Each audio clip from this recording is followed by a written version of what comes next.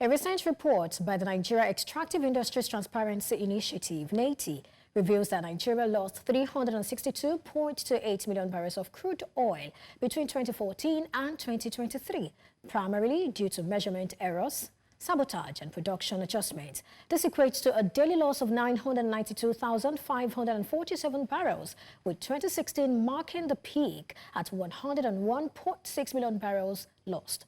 The report underscores the ongoing challenges in managing Nigeria's oil resources with the need to improve, or let's say the need for improved technology, infrastructure and public-private partnerships to curb further losses and enhance accountability in the sector.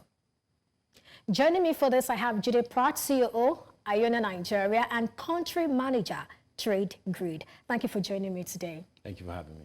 But looking at that particular report, it puts the total loss at 362.28 million barrels of crude oil. Now, looking at that and the causes or some of the factors that are responsible for what happened, and we're talking about measurement errors, talking about sabotage, and also looking at production adjustments and all of those, which is even more damning, the fact that we lost this amount of crude oil or that we lost them due to measurement errors, sabotage, which is more damning?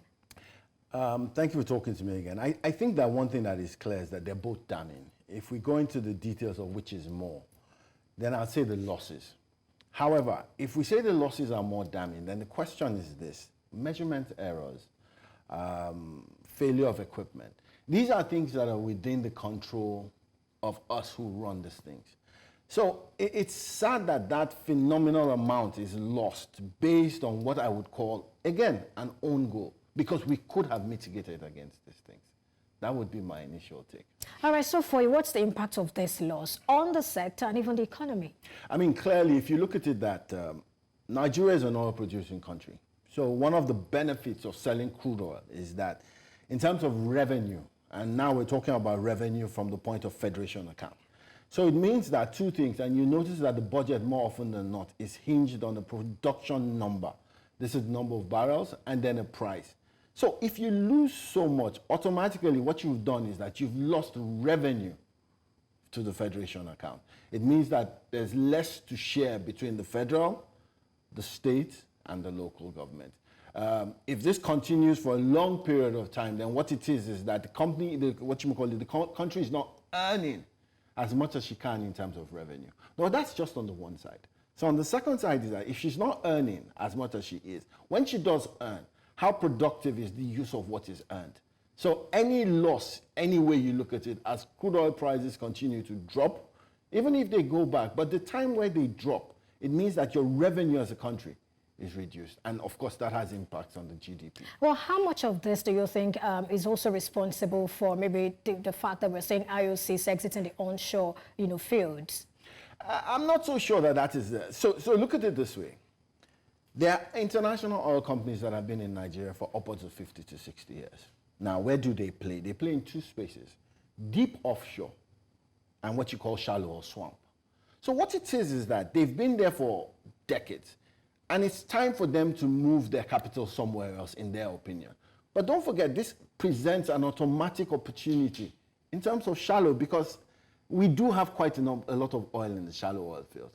However, it's now a transfer of, let me say, the asset from an international oil company who has decided to go somewhere else.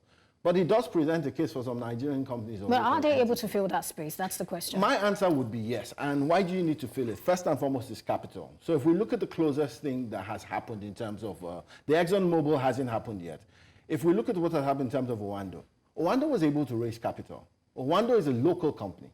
So what it does mean is that everybody that is going to finance an international oil company that has gone will look at it that if the asset is still locally in Nigeria and there's what you call bankability, it means that it's a viable business, then of course capital will be raised, because the cardinal rule is this: capital would always chase investment.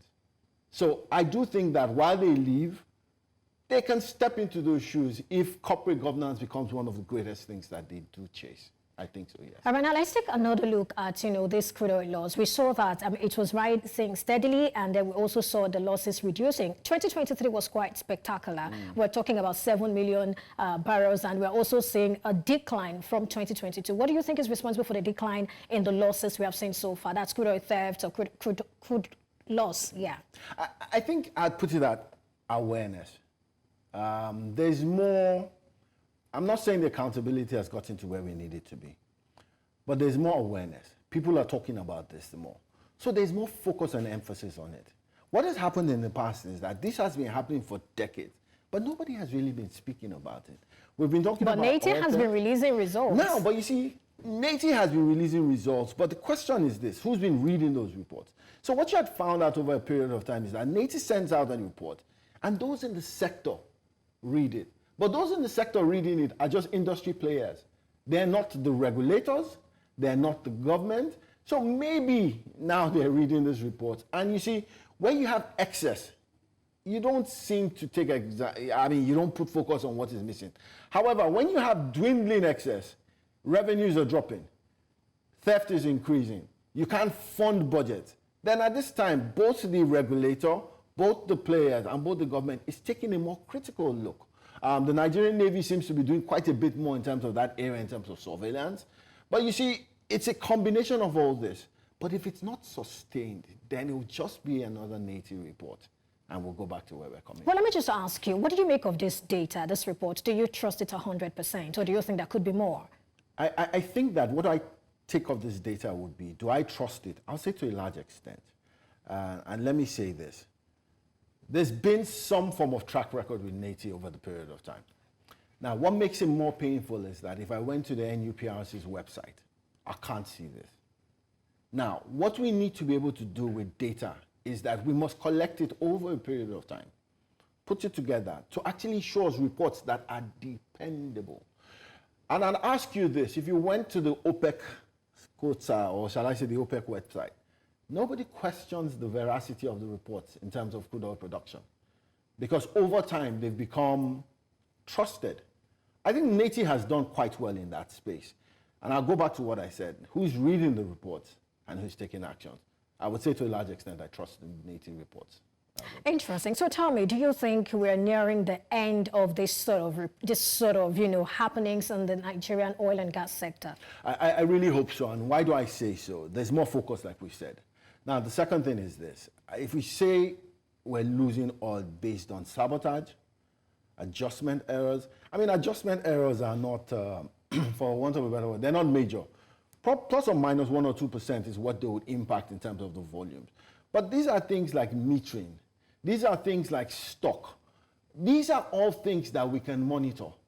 Every time you move products, be it crude oil or be it distillate, there's a unit of measure. And I don't know if you've heard the word calibration. So what that is just to say that this volume has moved from A to B. And this is what we used to proof it. This is what we used to measure it. By law, they're measuring equipment in all the... So if you go to a platform, if you go to a drilling site, there are meters that are in place. These meters are supposed to be read. These meters are supposed to be calibrated. So it goes back to the regulator. How often do you check these things? If you over-measure or you under-measure, then there's either a loss in revenue or a loss in physical product. I think going forward with these things in place and with more exposure, with more focus, with more regular reporting, I think it should become a thing of the past. But how much of these issues are actually being fixed, really? That's $1 million question. And why do I say that? You find out that in Nigeria, we seem to have problems that we can solve quickly with technology. Now, why we choose not to is a different kettle of fish. If you have a meter that runs, and this is 2024. And we're also looking at infrastructure also. Absolutely. And it's worse when you talk about infrastructure because it's two things. Crude oil will move from point A to point B by either vessels or pipeline.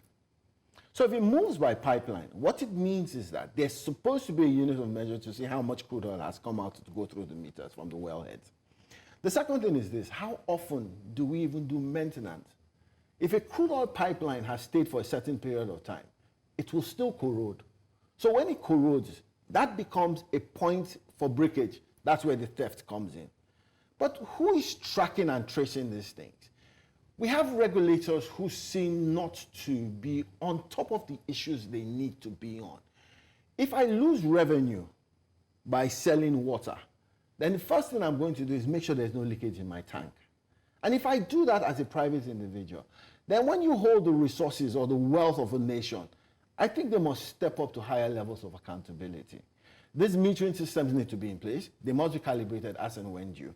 Maintenance around some of those pipelines need to be done, and then we must increase security.